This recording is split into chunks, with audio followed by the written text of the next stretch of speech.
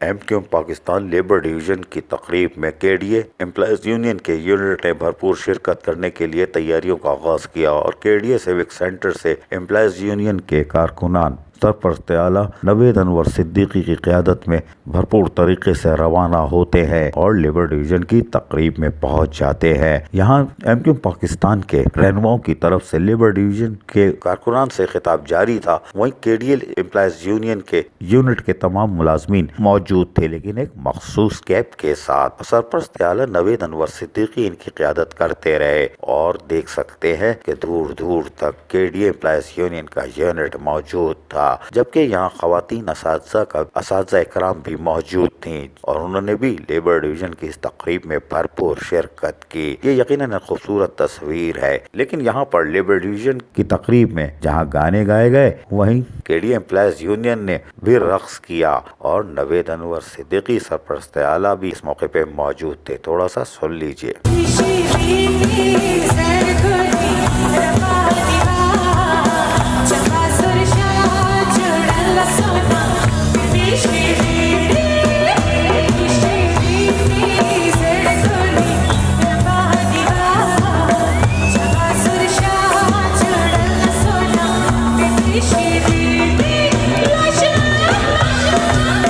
کے D A employees union نے سرپرست اعلیٰ نوید انور صدیقی کی قیادت یقیناً کے ڈی اے امپلائیز یونین نے لیبر ڈویژن کی تقریب میں بھرپور طریقے سے شرکت کی۔ عزیز عارف، کے بی ایس بلدیاتی نیوز، کراچی۔